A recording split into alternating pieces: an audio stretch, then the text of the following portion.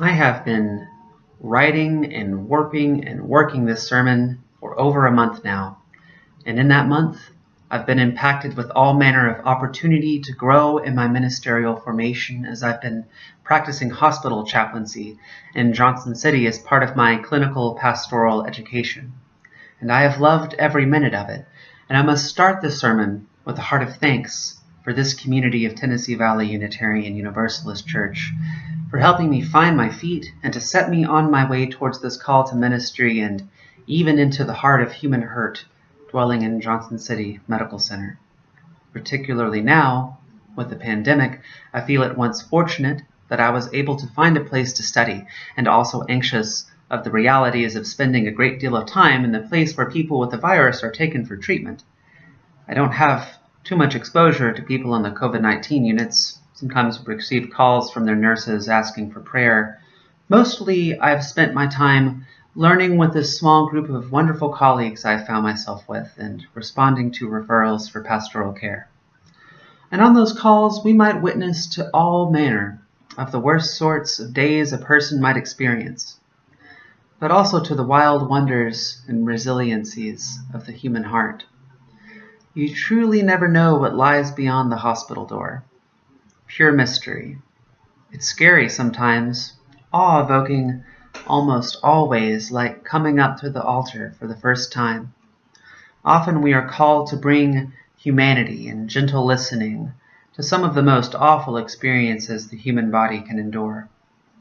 In the impersonal context that the hospital so often brings, the chaplain brings the soft edge of humanity, of relationship, but in bringing that humanity and relationship and bringing ourselves to bear, one must root oneself in some sustaining force, something bigger than oneself. The learning group, talking with my family and my partner, playing music, and having the opportunity to bring worshipful experiences to my Unitarian Universalist family have gotten me through. All in all, this experience has had me reflecting on the ways that we need one another, and all the ways that we might know it, to really know it, to understand it in our bones, that in its knowing we might be transformed. It's a challenge to stay consistent with a theme or a message when one is immersed in all these potentialities for growth and personal transformation, but the experience of CPE has nonetheless stirred my imagination regarding the ways in which we are, all of us, connected, and how our sense of individual differentiation, the self-reliance, the rugged individualism that is so often exalted in our cultures, particularly in white, upper middle class United States, cannot sustain us or the future to come. I speak of the self-reliance of the transcendentalists such as Emerson and Thoreau that I so loved and still do, whose thought and writing inspired much of this tradition that we are celebrating in worship today. Such a self-reliance, this total reliance on one's own powers, may be insufficient as a sustaining ethic. Said simply, we need one another. In the hospital, in my first week on the floor, I stood in the ICU shadowing a colleague while a family mourned their dying son, gripping his hand while his life slipped away. There was nothing to say. There was nothing anyone could do to make the situation better. I heard the mother cry out, "This is the worst thing. This is the worst day of my life." I thought about all the worst days of my life. I thought of the worst days to come. I saw the younger brother reach over his brother's broken body, tangled in wire, and placed a hug. I heard him whisper, "I love you, bro," under choking breath. I saw the father place his big arms around his family, tears still flowing from his eyes. And my colleague and I, we stood, we witnessed a non-anxious presence, a prayer for healing when it's over. Witnessing to death like this, surrounded by the loving embrace of the mother mountains of northeastern Tennessee, holding us like a mother holds her child, this juxtaposition of the grandeur and the grim has made it more clear to me than ever that we need each other. As we walked away from that room, and I stopped to look at the mountains, my colleague asked me what I was feeling. I wasn't sure, but I was sure glad I had her with me to talk it through. I was glad that son had his family, and that his family had each other, and that my colleague and I were able to be there to be present to that pain and to witness to and to be a conduit for that love which is bigger than us, which sustains us. Perhaps now more than ever we feel the call to renew our relationship with that which roots and sustains us. That which lies beyond ourselves is bigger than ourselves. God or gods, the resilient wonders of nature, or the simple profound joys of belonging to a community of care. Any number of sources might sustain and guide us in an uncertain world. In the hospital, I've witnessed to people's varying dimensions of faith and found it fascinating and such a gift to be able to enter into the lives of total strangers in such an intimate way. But more profound still is the holy love that wells up in relationship between a family surrounding their dying son. The depths of sadness and the heights of hope all swimming together. And for those for whom no one is waiting, I have learned that it is the chaplain's role to be that somebody waiting on the outside, to grant some dimension of humanity to an all too inhuman context. Ultimately, it is the relationships, from whenceever they come, that make the unbearable at least a little more bearable. From a mother crying out, "This is the worst day of my life," as the life slips out of her eldest child, it is the embrace of her loving children and her living children and husband that sustain her in that moment. As I am charged to be in discernment of the sacred in this often intense learning environment, it is in this embrace that I most readily see God, not in the chapel, not in the prayer, but in the face strewn with tears, the broken body, the wounded heart, and the embrace that holds it all together despite itself. As I leave these rooms of woe and worry, I often find myself drawn again to the mountains out the window, rising up over the horizon, cradling an evening sun. And my mind goes back to the words of Aldo Leopold, which we heard earlier in the service, and the precious balance of life and death he suggests in Thinking Like a Mountain. That for the mountain, the deer are as wolves, and it is truly the wolves and their predation upon the deer that the mountain relies upon for its existence. The primal reality, this primal reality, belies an ancient cycle of relationships beyond human moralizing. We mean many things when we reference our seventh principle, that respect for the interconnectedness of life, and this manner of interconnectedness, this cycle, this circle of life at play on Leopold's mountain, is part of that. The mountain sustains its creatures, and the creature sustains it in turn, in life and in death. We humans are a part of this network, this cycle of life as well. Far removed from the wildness of the wolves as we may feel, and as I look out the window, the rise and fall of the land, after just witnessing some hard human suffering, I feel this intimately. It feels like stepping up to the edge of the sacred, these relationships, this play, this world. There is something glaringly fundamental about the cycles of life and death that play both on the mountain and in the hospital. Relationship. Relationship is the root from which all wild things grow, a state of connection. The characteristics of this connection are colored by their context, but are relationships nonetheless. The wolf and the deer, the son and the mother, life and death, the individual and the group. All of these entail depths of relationship, even our own bodies.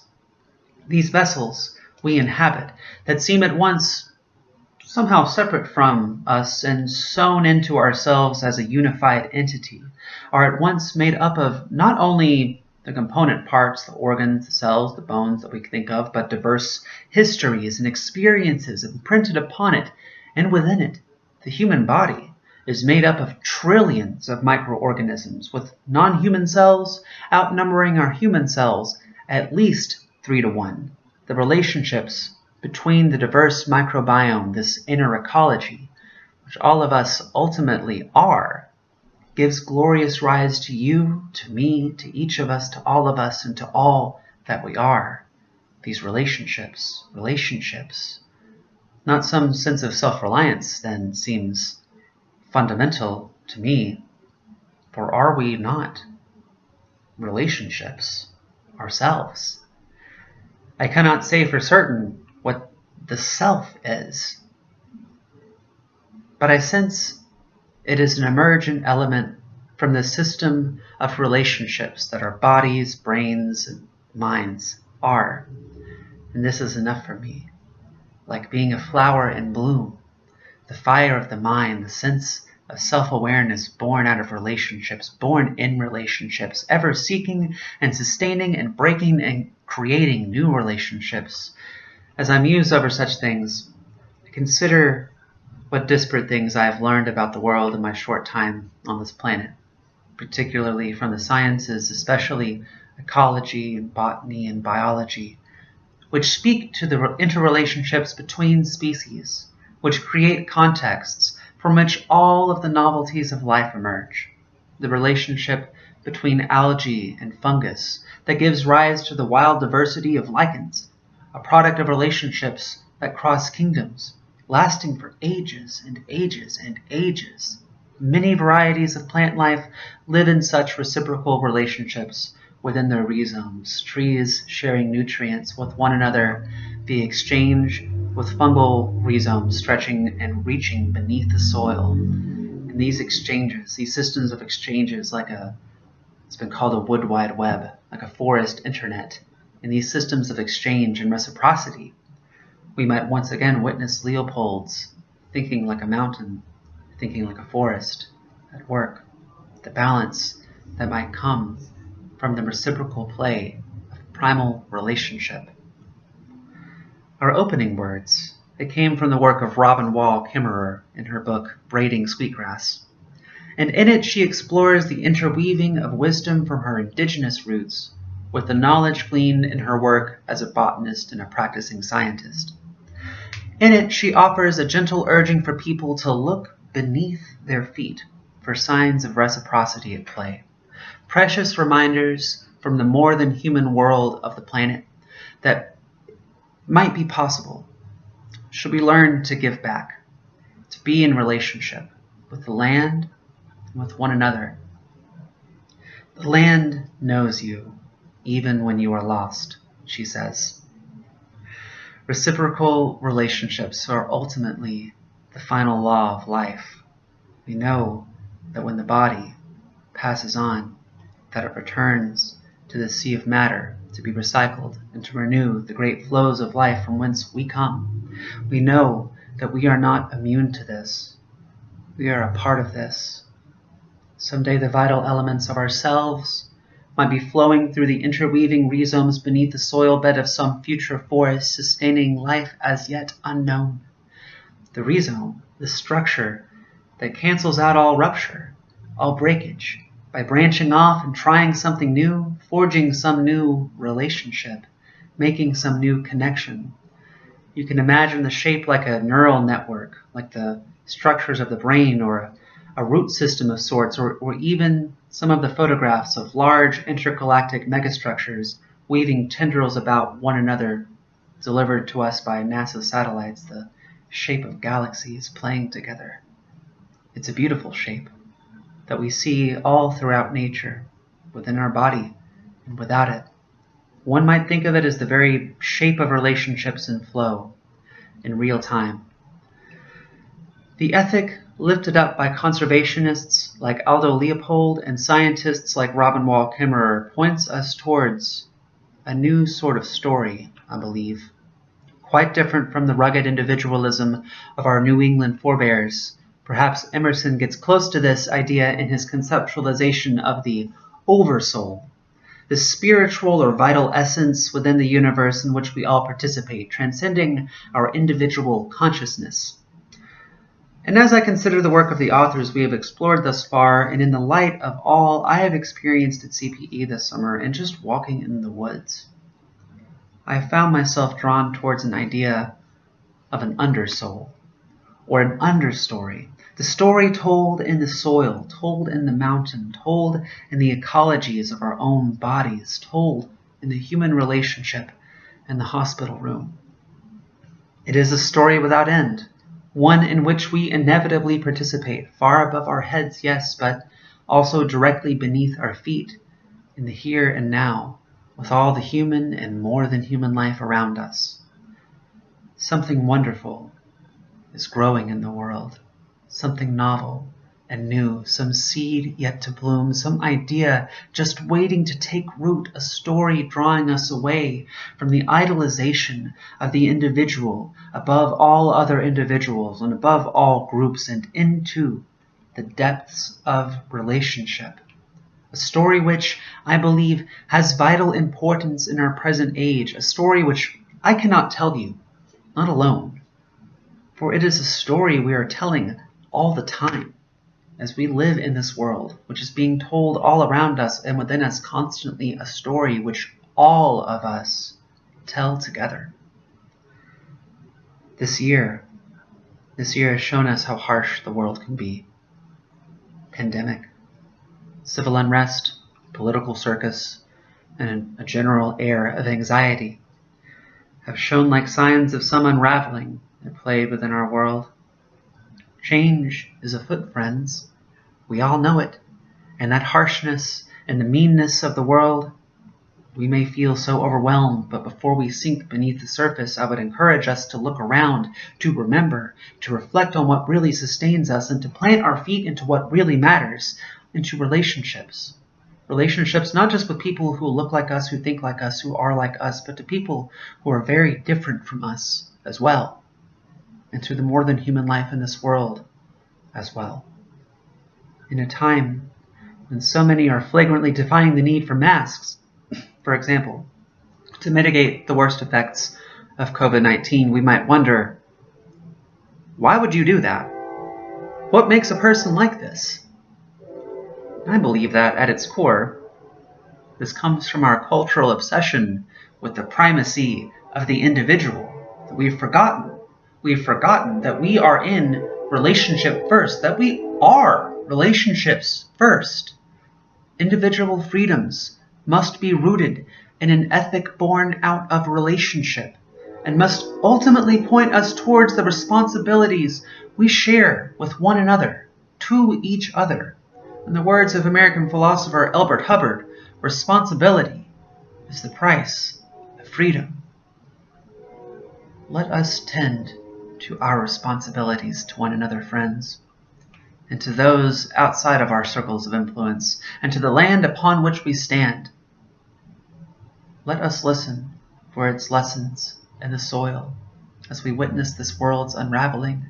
And in the midst of that unraveling, let us weave a world better than the one that we have known. Let us think like a mountain, considering balance in the world and its precarious nature, and let us lean into deep reciprocity in our relationships as we are called into responsibility.